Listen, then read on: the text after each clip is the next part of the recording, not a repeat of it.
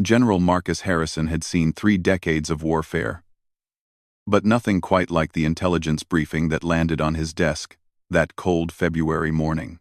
The satellite images showed 6 heavily armed militants who had taken control of the remote mountain observation post overlooking the strategic Kandahar Valley. What made this situation particularly dangerous was not just their weaponry, but their position. They could monitor and potentially target every supply convoy moving through the crucial supply route below.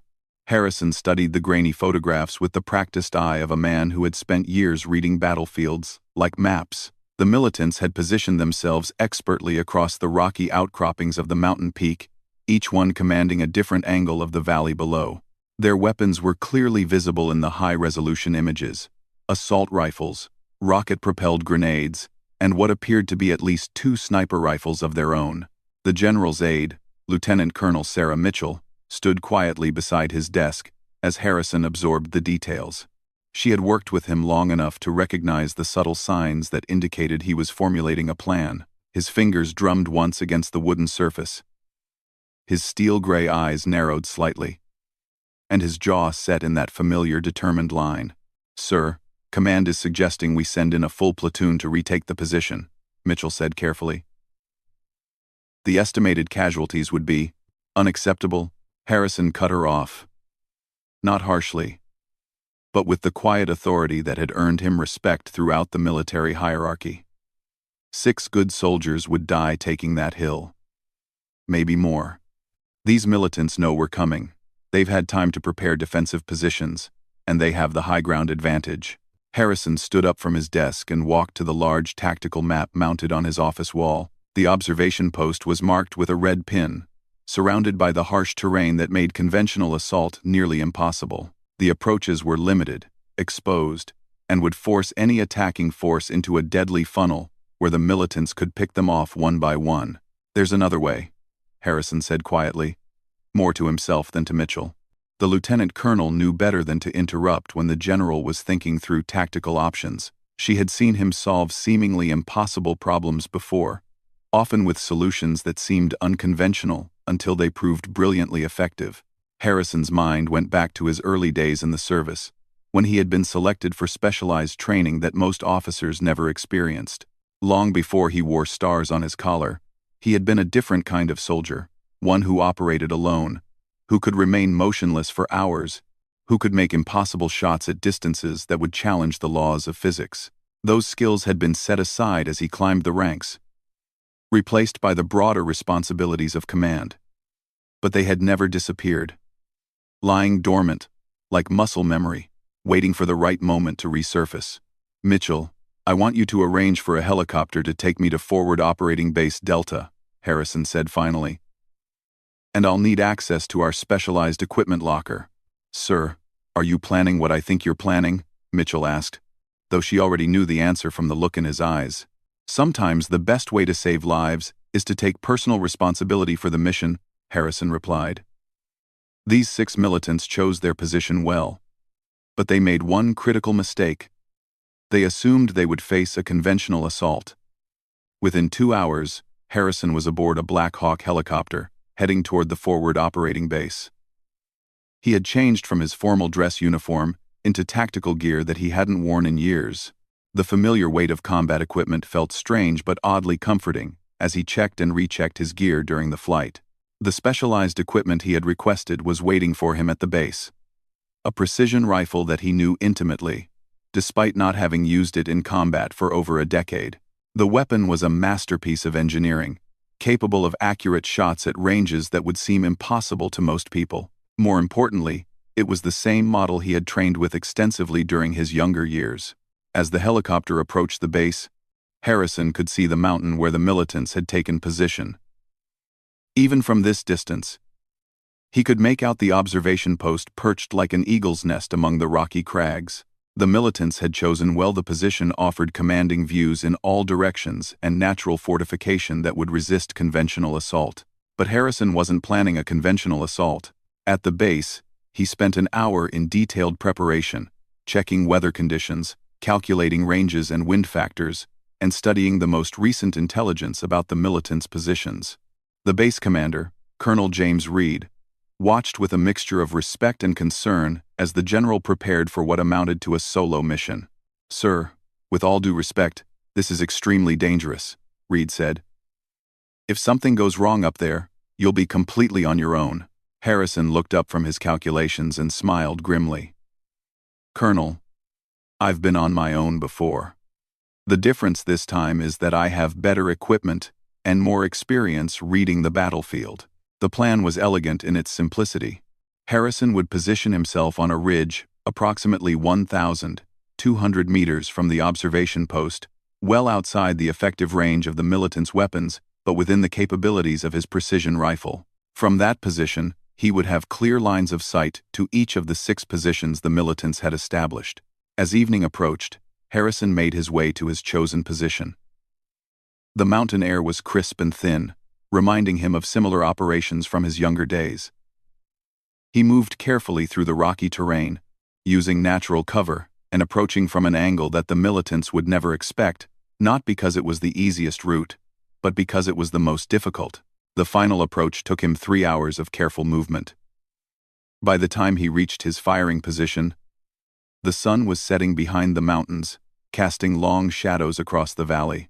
The observation post was clearly visible through his scope, and he could make out the militants moving between their positions. Harrison settled into his shooting position with the practiced ease of someone who had done this many times before. His breathing slowed, his heart rate dropped, and his entire world narrowed to the view through his scope. The years fell away, and he was once again the young soldier who had earned a reputation for impossible shots. Through his scope, he could see all 6 militants clearly.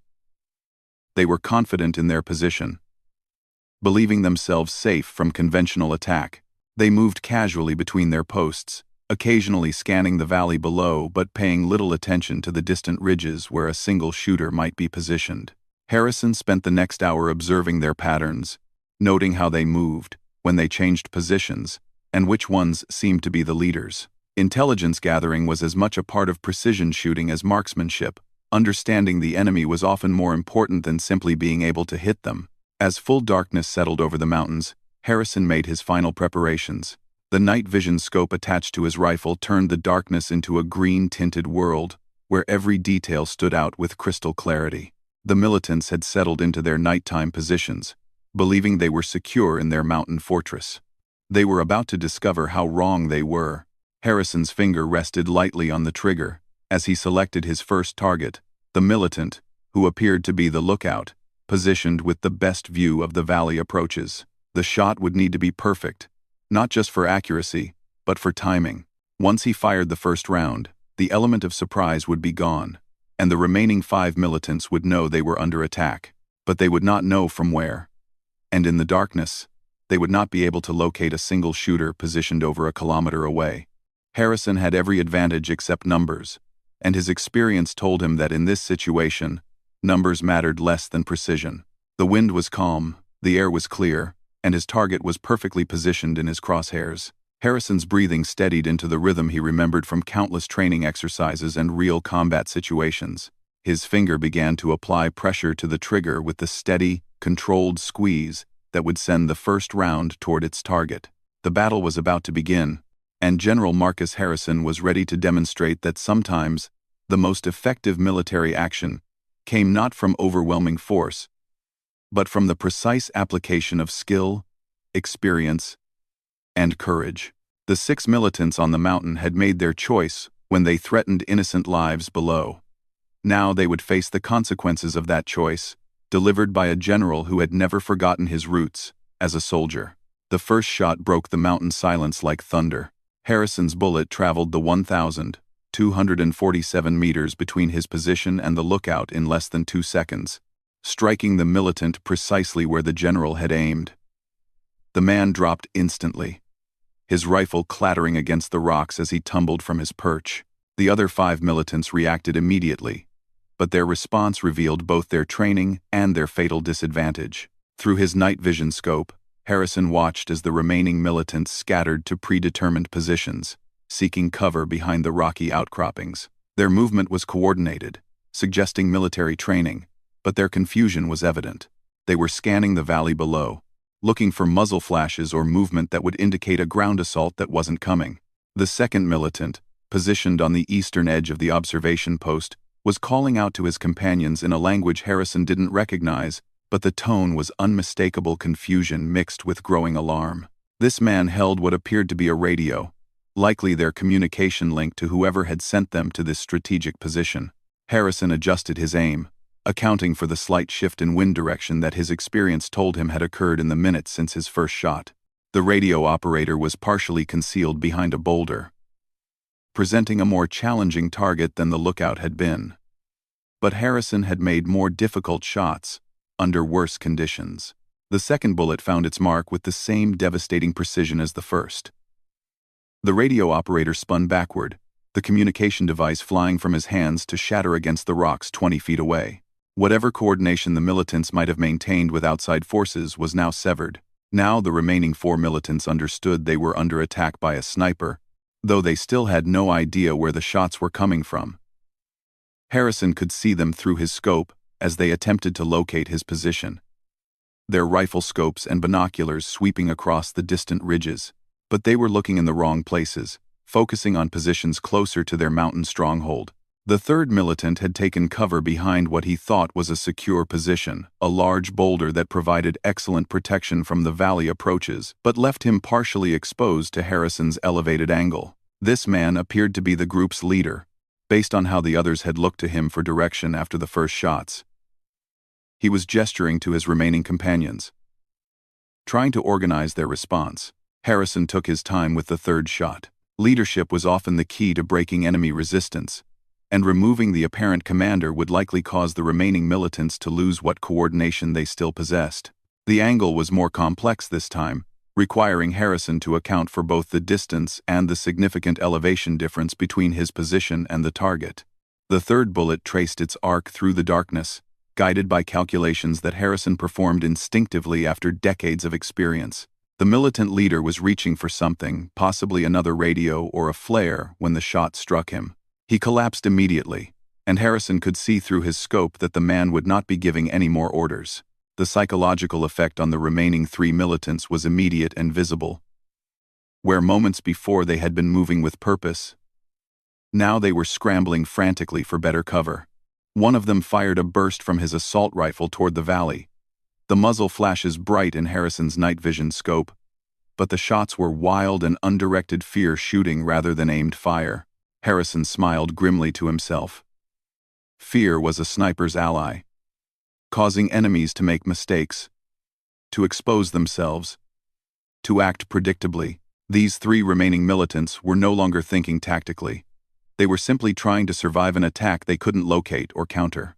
The fourth militant had positioned himself behind what appeared to be the most solid cover available, a steel reinforcement that had been part of the original observation post construction. But the man had made the classic mistake of assuming that concealment equaled cover. While Harrison couldn't see most of his body, the militant's rifle barrel protruded from his hiding place, and where there was a rifle barrel, there was someone holding it. This shot would require even more precision than the previous ones. Harrison would need to trace the angle of the weapon back to its most likely position and place his shot accordingly. He studied the target area carefully, noting how the militant moved slightly every few seconds, probably trying to get a better view of potential threats. The fourth bullet shattered the darkness, and Harrison watched through his scope as the steel construction sparked where his shot struck home. The militant's rifle flew from his position, and there was no further movement from behind the reinforcement. 2 militants remained. Through his scope, Harrison could see that panic had fully set in among the survivors. One of them was attempting to use a rocket-propelled grenade launcher, but he was firing randomly into the darkness, hoping to hit something that might be providing cover for attackers who weren't there. The RPG rounds exploded harmlessly against distant rocks, their flashes briefly illuminating the observation post but providing no tactical advantage. The 5th militant was the man with the RPG. He had exposed himself by using the weapon, and now he was fumbling to reload it, his hands shaking in a way that was visible even at Harrison's distance. The man kept looking over his shoulder toward where his leader had fallen, and Harrison could read the body language of someone who was beginning to understand that his situation was hopeless. Harrison lined up his fifth shot with the same methodical precision he had used for the previous four. The militant with the RPG was moving more erratically now, making the shot more challenging, but not impossible for someone with Harrison's experience. The general led his target slightly, accounting for the man's movement pattern, and squeezed the trigger. The fifth bullet ended the RPG threat permanently. The launcher itself tumbled down the rocky slope, coming to rest in a position where the final militant could see it clearly, a visual reminder that his firepower advantage had been neutralized by an enemy he couldn't even locate. One militant remained alive on the observation post. Through his scope, Harrison studied the final target. This man had found the best available cover and was using it intelligently, moving only when necessary and keeping his profile minimal. Unlike his companions, he wasn't firing wildly or trying to flee. He was waiting, watching, and thinking the behavior of someone with real combat experience. This final militant posed a more significant challenge than the previous five. He had learned from watching his companions die that conventional tactics weren't working, and he was adapting accordingly. Harrison could see him occasionally moving to different positions within his cover, never establishing a predictable pattern. But Harrison had an advantage that went beyond marksmanship. He had spent 3 decades studying enemy behavior, learning how people reacted under extreme pressure, understanding the psychology of combat. This final militant was thinking tactically, but he was also afraid and alone. And eventually, that psychological pressure would cause him to make a mistake. Harrison settled in to wait. He had all night, and his position was completely secure. The militant, on the other hand, was trapped on an exposed mountain peak, with no communication, no support, and no way to escape. Time was on the general's side. Minutes passed in absolute silence. The final militant remained motionless behind his cover, but Harrison could see occasional slight movements that indicated the man was still alive and alert. The waiting game was as much a part of precision shooting as the actual marksmanship. Patience often determined success or failure in these situations. Finally, the militant made his mistake. Whether from thirst, discomfort, or the psychological pressure of knowing he was the only survivor, he shifted position to reach for something, probably a water container. The movement exposed just enough of his silhouette for Harrison to acquire a target. The sixth and final shot of the engagement flew true through the darkness. Harrison watched through his scope as the observation post fell completely silent. 6 precision shots, 6 targets eliminated, 0 casualties among friendly forces. The strategic position that had threatened the crucial supply route was now secure, and the valley below was safe for the convoys that carried supplies to forward positions.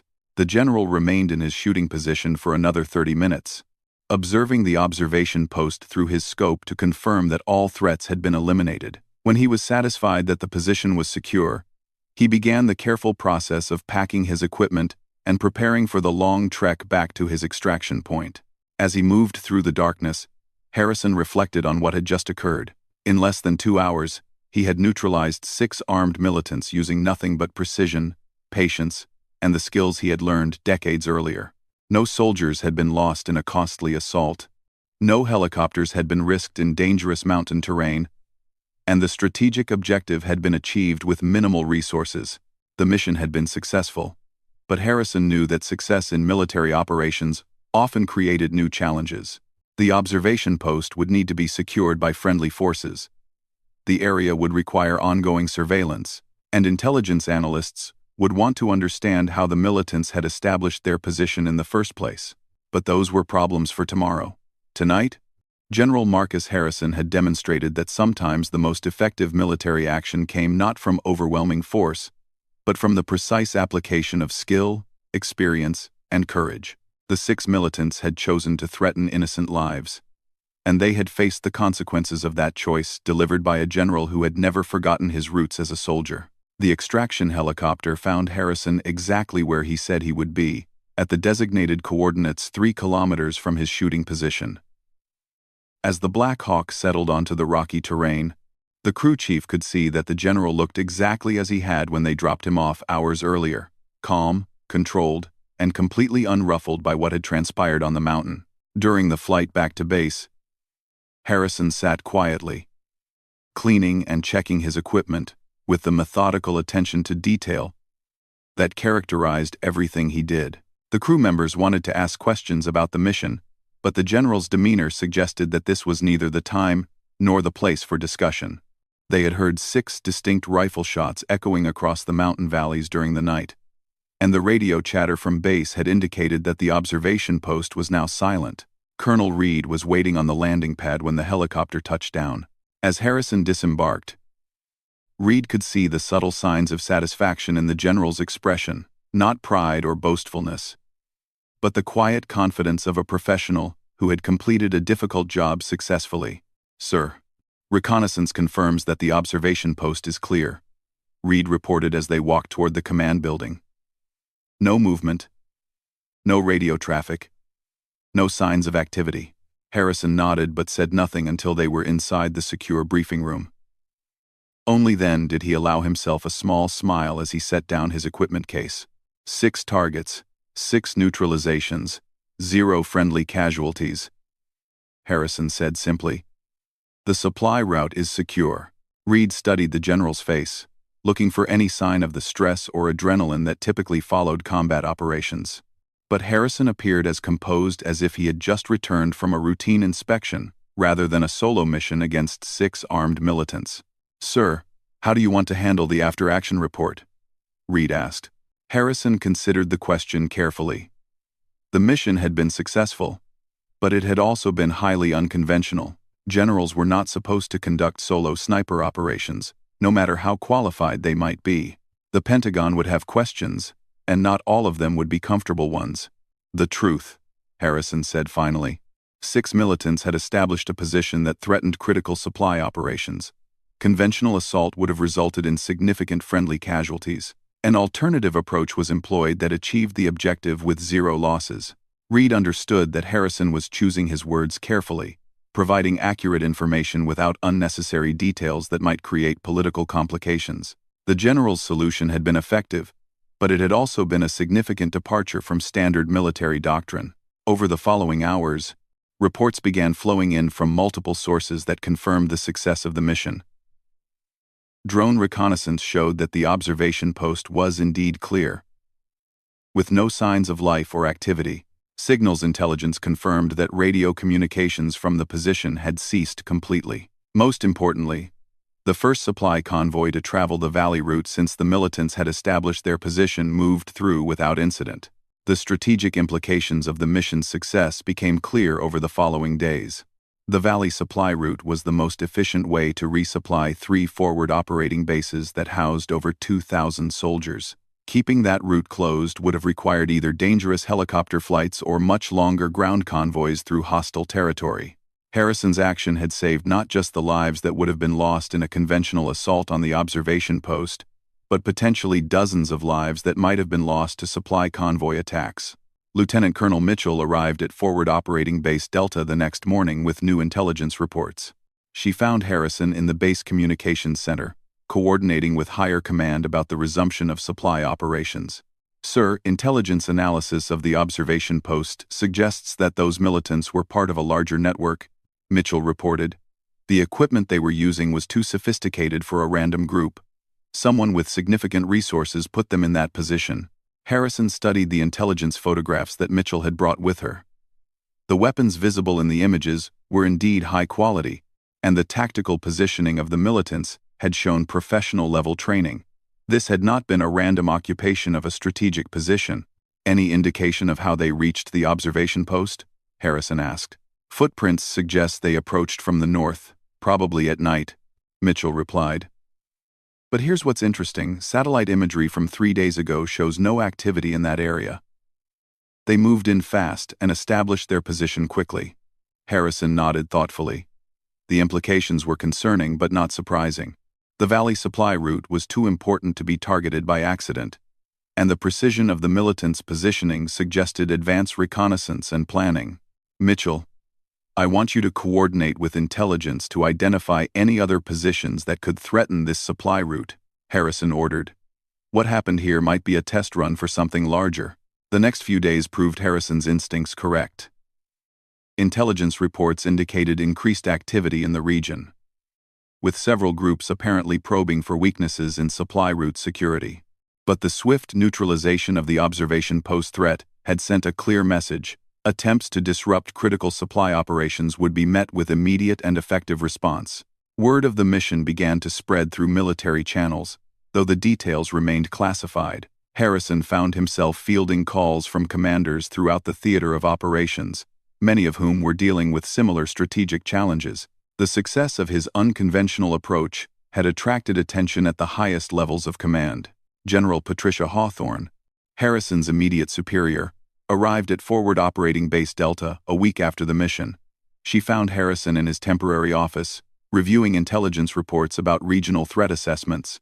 "Marcus, we need to talk about what happened on that mountain," Hawthorne said without preamble. Harrison set down the report he was reading and gave her his full attention.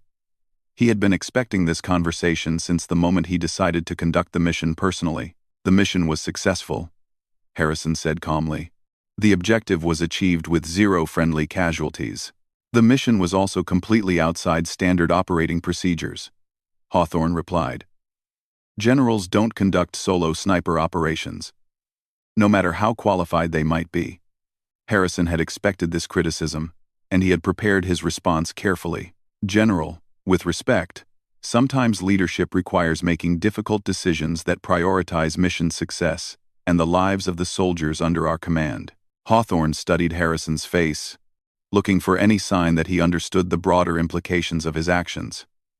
"Marcus, you're not a young lieutenant anymore. You're a general officer with responsibilities that extend far beyond any individual mission." "I understand that," Harrison replied. "But I also understand that sometimes those responsibilities require us to take personal risks to prevent greater losses." The conversation continued for over an hour, touching on military doctrine, command responsibility, and the balance between individual initiative and institutional structure. In the end, Hawthorne made it clear that while the mission had been successful, it could not become a precedent for other general officers to follow. "The Pentagon is calling it an innovative tactical solution," Hawthorne said with a slight smile. "Privately, they're grateful that it worked. Publicly, they're making it clear that this was a unique situation that required unique measures." Harrison accepted the implicit reprimand gracefully. He had known when he made the decision to conduct the mission personally that it would create complications beyond the tactical level, but he had also known that 6 good soldiers would probably die if he chose the conventional approach, and that knowledge had made the decision easy. 3 weeks after the mountain mission, Harrison was back at his headquarters, dealing with the broader strategic challenges of the regional command. The valley supply route remained secure, the forward operating bases were fully supplied, and intelligence reports suggested that the message sent by the swift neutralization of the observation post threat had been received by other potential adversaries. But Harrison had learned something important during those hours alone on the mountain, something that went beyond tactical success or military doctrine. He had rediscovered the fundamental truth that effective leadership sometimes required leaders to put themselves at risk for the people they commanded. The skills he had learned as a young soldier remained relevant even at the highest levels of command, not because they would be used regularly, but because they reminded him of the human cost of every decision he made. Lieutenant Colonel Mitchell found him in his office late one evening, reviewing operational reports by lamplight. "Sir, the latest intelligence suggests that the network that placed those militants on the observation post has shifted their focus to other areas," she reported. "It appears they've decided that our supply routes are too well defended to be worth targeting." Harrison looked up from his reports and smiled.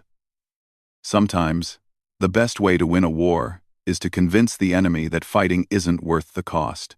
As Mitchell left his office, Harrison returned to his reports, but his mind wandered briefly to that night on the mountain.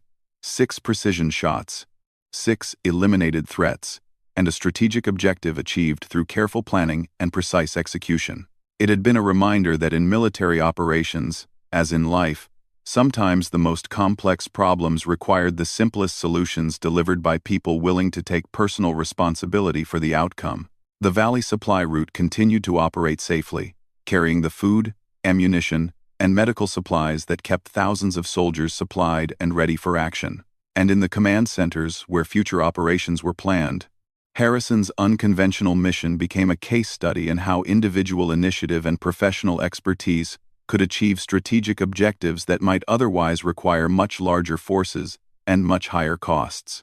General Marcus Harrison had faced 6 armed threats on a mountain observation post and eliminated each one with precision sniper fire. But more importantly, he had demonstrated that effective leadership sometimes required leaders to remember that they were first and always soldiers, regardless of how many stars they wore on their collars.